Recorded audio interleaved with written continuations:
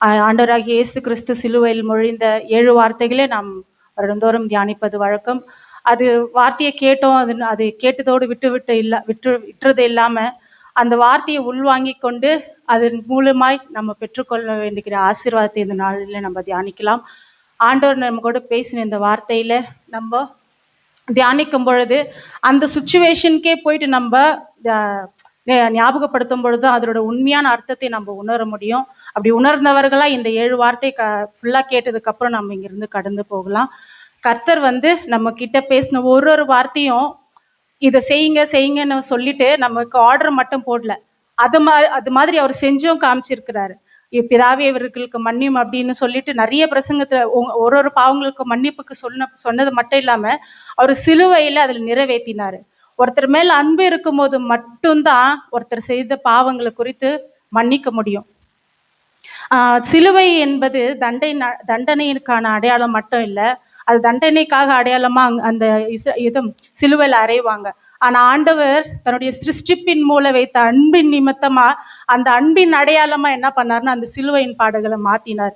ஆண்டவர் தேவன் நமக்கு தன்னுடைய ஒரே பேரான குமாரனை விசுவாசிக்கிறவன் எவனோ அவன் கெட்டு போகாமல் நித்திய ஜீவன் அடையும்படிக்கு அவரை தந்தருளி இவ்வளவாய் உலகத்தில் அன்பு கூர்ந்தார்.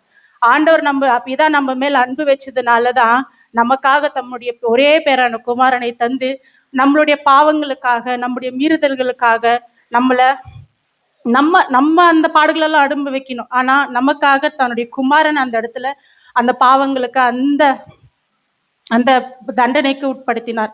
நம்ம இந்த வார்த்தைகளை தியானிக்கும் பொழுது நம்ம எப்படி சொல்றது, இந்த வார்த்தைகளை நம்ம தியானிக்கும் பொழுது ஆண்டருடைய அந்த பாடுகளை உள்ளுக்குள்ள உணர்ந்து இதை நம்ம தியானிக்கலாம். லூக்கா எழுதின சுவிசேஷம் 23ஆம் அதிகாரம் 34ஆம் வசனம் நம்ம படிக்கலாம். யாராவது?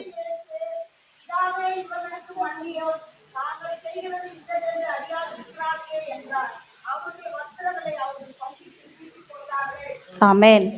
அப்பொழுது இயேசு, பிதாவே இவர்களுக்கு மன்னியும், தாங்கள் செய்கிறது இன்னதென்று அறியாதிருக்கிறார்களே என்றார். அவருடைய வஸ்திரங்களை பங்கிட்டு சீட்டு போட்டார்கள். ஆமென். பிதாவே இவர்களுக்கு மன்னியும் அப்படின்னு ஆண்டவர் சிலுவையில தொங்கிக் கொண்டு இருக்கும் பொழுது நமக்காக பரிந்து பேசுகிறவரை அந்த இடத்துல இருக்கிறார். பிதாவே இவர்களுக்கு மன்னியும் அப்படின்னு சொல்றாரு இல்லையா, அந்த இடத்துல இவர்கள் அப்படின்னா அங்க எவர்கள்?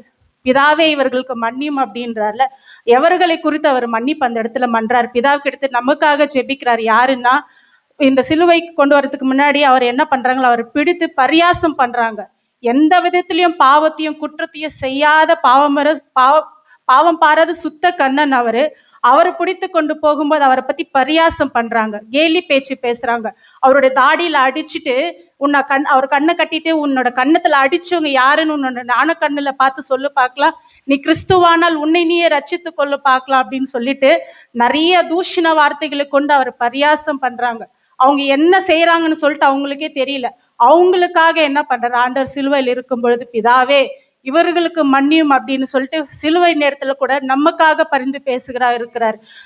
இந்த விஷயத்த நம்ம தியானிக்கும் பொழுது அந்த சுச்சுவேஷனை பார்க்கணும்னு சொன்ன இல்லையா, அவர் உடம்பு ஃபுல்லா ரத்தம், அந்த வாரினால் அடிக்கப்பட்டு அவரோட உடம்பு எப்படி இருந்துச்சுன்னா, நம்ம வசனத்துல இருக்கு, அவரோட உடம்பு ஃபுல்லா எப்படி இருந்துச்சுன்னா ஒரு நிலத்தை உழுதா ஏர் உழுதா எப்படி இருக்குமோ அந்த மாதிரி இருந்தது அவரோட சரீரம். அவரோட உடம்புல இருக்கிற நீர்ச்சத்து எல்லாமே ஃபுல்லா போயிட்டு இருக்கும், ரத்தமே இல்லை. அந்த நேரத்துல எப்படி அவரால் பேசி இருக்க முடியும்? எப்படி ஒருத்தருக்காக மன்னிப்பு கேட்க முடியும்? நம்மளோட லைஃப்ல எடுத்துக்கலாமே, சின்னதா ஒரு தலைவலி வந்துட்டோம், சின்னதா ஒரு வயிற்று வலி வந்துட்டோம், நம்ம யாரை பத்தினா யோசிக்குவோமா?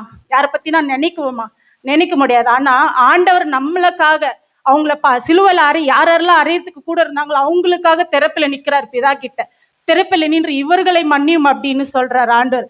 அந்த எண்ணத்தை வரணும்னா உண்மையான அன்பு இருந்தா மட்டும்தான் அந்த வார்த்தை, மன்னிப்பு கேட்கிற வார்த்தை எப்படி வரும்னா அன்பு இருந்தா மட்டும்தான். தகப்பன் தன் பிள்ளைக்கு மன்னிக்கிறது போல ஆண்டவர் சிலுவையில நமக்காக பரிந்து பேசுகிற தேவனா இருக்கிறார். பரியாசம் செஞ்சா என்ன தண்டனைன்னு ஆண்டவருக்கு தெரியும். ஏன்னா வேதத்திலே அதுக்கான வசனங்கள் எல்லாம் இருக்குது. பரியாசம் பண்ணணுவனுக்கு தண்டனை நிச்சயமா இருக்குது. அதனாலதான் ஆண்டவர் என்ன பண்றாரு, பிதா தன்னுடைய ஒரே பேரான நமக்காக கொடுக்கும் பொழுது அவருடைய மகனை தண்டிக்கும் போது பிதா அவங்களுக்கு எந்த மாதிரி தண்டனை எல்லாம் கொடுப்பாரு? கொஞ்சம் யோசிச்சு பாருங்க. அதுக்காக தான் ஆண்டவர் என்ன பண்ற, முன்கூட்டியே பிதாவே இவர்களுக்கு மன்னியும், தாங்கள் செய்கிறது இன்னதென்று அறியாதிருக்கிறார்கள் சொல்லிட்டு அவங்களுக்காக ஆண்டவர் பிதா கிட்ட மன்றாரு, ஜெபிக்கிறார், இவங்களுக்கு மன்னியும் அப்படின்னு. இந்த நேரத்துல நாம இந்த விஷயத்த நமக்கு இதை ஆசீர்வாதமா எப்படி மாத்தணும்னா, வசனத்துல இருக்குது, உன்னுடைய சகோதரன் உனக்காக ஏதோ ஒரு விரோதமா ஏதோ ஒரு தப்பு செஞ்சுட்டா அவன் மனசு அந்த தப்பை நினைச்சு உங்ககிட்ட வந்து மன்னிப்பு கேட்டா அவனுக்கு நீங்க மனஸ்தாபப்படணும் அப்படின்னு வேதத்துல இருக்குது. மத்தேயு 6:14 வாசிக்கலாம். மத்தேயு இதன சுவிசேஷம் 6:14 நானே படிக்கிறேன். மனுஷருடைய தப்பிதங்களை நீங்கள் அவர்களுக்கு மன்னித்தால் உங்கள் பரமபிதா உங்களுக்கு மன்னிப்பார். நாம நம்மளோட பாவம் மன்னிக்கணும். எல்லாருமே ஏசப்பா கிட்ட, ஏசப்பா என்னோட பாவத்தை மன்னிங்க அப்படின்னு தான் நம்ம ஜெபிக்கிறோம் இல்லையா? நம்ம கிட்ட யாராவது ஒருத்தர் சாரி கேட்கும் போது நம்ம என்ன பண்றோம்? அவங்களுக்கு மன்னிக்கிறதே இல்லை. ஒரு சூழ்நிலை வந்தா கூட ஏதோ ஒரு சூழ்நிலை அவங்களுக்கு உதவி செய்யணும், நம்ம அவங்க கிட்ட ஏதோ ஒரு தப்பு பண்ணிட்டு அவங்க மேல வைராக்கியமா ரொம்ப கோபமா இருப்போம். அவங்க கிட்ட நம்ம பேசுவோம், பழகுவோம். ஆனா அவங்க செஞ்ச தப்ப மனசுலயே வைராக்கியம் வச்சுட்டு இன்னைக்கு அவ என்ன அந்த மாதிரி பேசிட்டாங்கல்ல, அவங்க என்ன அந்த மாதிரி சொல்லிட்டாங்கல்ல, அந்த வைராக்கியம் நமக்குள்ள வச்சுட்டே இருப்போம். அவங்களுக்கு ஒரு சில நேரத்துல உதவி கூட செஞ்சிருவோம். ஆனா நம்மளால என்ன பண்ண முடியாது? மன்னிக்க மட்டுமே முடியாது. ஆனா ஆண்டவர் என்ன சொல்றாருன்னா, நீங்க அவங்களுக்கு மன்னிங்க. நீங்க அவங்களுக்கு மன்னிச்சதா பிதா உங்களுக்கு என்ன பண்ணுவார்? உங்களுடைய பாவங்களை மன்னிப்பாரு அப்படின்னு சொல்லி. இதுதான் நமக்கு இந்த நேரத்துல நமக்கு ஆசீர்வாதமா இருக்கும். நம்ம இந்த 7 வார்த்தைகள் கடந்து போகும்போது அங்கிள் முன்னாடி நமக்கு சொல்லிட்டாரு, மன்னிப்பு. நம்மளோட வாழ்க்கையில இந்த வார்த்தைகளை தியானிக்கும் பொழுது எனக்கு ரொம்ப பிரயோஜனமா இருந்தது. என்னை பத்தி பின்னாடி பரியாசம் பண்றவங்களை பத்தி நான் யோசிச்சேன். நம்ம எவ்வளவு செல்லமா வளர்ந்தோம், எவ்வளவு நம்ம அப்பா அம்மாக்களை நம்ம செல்லமா இருக்கணும், இவங்க யார் என்ன திட்டுறதுக்கு, இவங்க யார் என்ன பேசுறதுக்கு நான் நிறைய நேரத்துல நினைச்சிருக்கிறேன். ஆனா பிதா தம்முடைய ஒரே பேரன குமரை நமக்காக விட்டு கொடுக்கும் பொழுது பிதாக்கு ஆண்டவர் எவ்வளவு நெருக்கமானவர். அவர்கிட்ட எடுக்கும் போது அவரு நம்மள மன்னிக்கும் போது நம்ம அவங்கள மன்னிக்கிறதுக்கு ஏமாத்திரம். பச்சை மரமான எனக்கே இவ்வளவு பாடு, பட்ட மரம் உங்களுக்கு என்ன பாடுன்னு சொன்ன மாதிரி ஆண்டவரையே பரியாசம் பண்ண இந்த உலகம் நம்மள பரியாசம் பண்றதுக்கு நாம ஏமாத்திரும். அதனால நம்ம ஆண்டவர் நமக்கு சொல்லி கொடுத்த பாடத்தின்படி அவங்களுடைய பாவங்களுக்காக, அவங்களுடைய மீறுதல்களுக்காக நம்ம என்ன பண்ணோம்? அவங்களுக்கு, என்ன நீ திட்டல கர்த்தர் உன்னை சந்திக்குவார், என்ன நீ பேசிட்டல கர்த்தர் உன்னை சந்திக்குவார் நீங்க சொல்லாதீங்க. அதுக்கான அங்கிள் நமக்கு இப்பதான் சொன்னார், அதுக்கான ரைட்ஸ் நமக்கு கிடையாது. ஆண்டவர் கிட்ட நம்மளோட வேலை என்னன்னா, அவங்களுக்காக நம்ம தரப்புல நிக்கணும். பிதாவே இவர்களை மன்னியும், தாங்கள் செய்கிறது இன்னதென்று அறியாதிருக்கிறார்கள் அப்படின்னு செய்ய வேண்டியதான் நம்மளோட கடமை. ஒரே ஒரு விஷயத்தை மட்டும் நான் ஷேர் பண்ணிக்கிறேன். ஒரு ஃபாஸ்டர் இருந்தாராம். அவர் ரொம்ப வல்லமையான ஃபாஸ்டரா.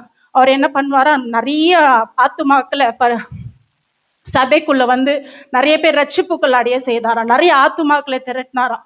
ஒரு நாள் அவங்க ஒய்ஃப்க்கு அவருக்கும் சண்டை வந்துருச்சான். சண்டை வரும்போது யாரது தப்புன்னு தெரியல. ஆனா அவங்க ஒய்ஃப் ஒரு நாள் வந்து, சாரிங்க என்னாலதான் தப்பாயிடுச்சு, என்ன மன்னிச்சிருங்க அப்படின்னு சொல்லிட்டாராம்.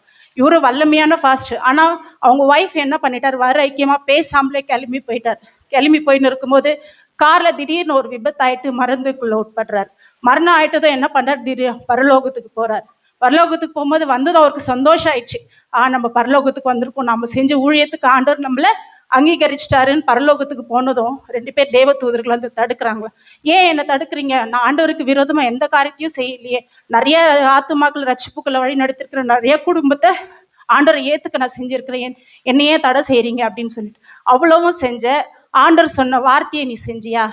பிதாவே இவர்களுக்கு மன்னின்னு சொல்லி ஆண்டவர் ஜெபிச்சிருக்கும் போது நீ உங்க ஒய்ஃபை நீ மன்னிச்சியா அப்படின்னு கேட்டாங்களாம். அது அந்த மாதிரி நம்மளோட வாழ்க்கை இல்லாம பரலோகம் நமக்கு நித்தியமா சொந்தமா இருக்கணும்னா ஆண்டரோட வார்த்தையை நம்ம கேட்டு அதன்படி நடக்கிறவர்களா இருக்கிறோம்.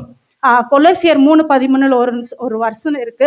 ஒருவரை தாங்கி ஒருவர் பேரில் ஒருவருக்கு குறைபாடு உண்டானால் கிறிஸ்து உங்களுக்கு மன்னித்தது போல ஒருவருக்கொருவர் மன்னியுங்கள். இந்த இடத்துல மன்னித்தது போல அப்படின்னு ஒரு வார்த்தை இருக்காது.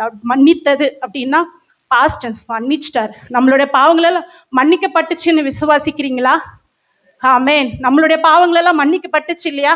அதே மாதிரி நம்ம என்ன பண்ணணும், இந்த நாளில இந்த வார்த்தையை நீங்க எடுத்துக்கொண்டு போங்க. நமக்கு தப்பு செஞ்சவங்களை நம்ம என்ன பண்ணணும், மன்னிக்கணும். அந்த குணத்தோட நம்ம இந்த இடத்துல இருந்து கடந்து போலாம். கர்த்தர் தாமே இந்த வார்த்தைகளை நமக்கு ஆசீர்வாதமாய் மாற்றி தருவாராக. ஆமென்.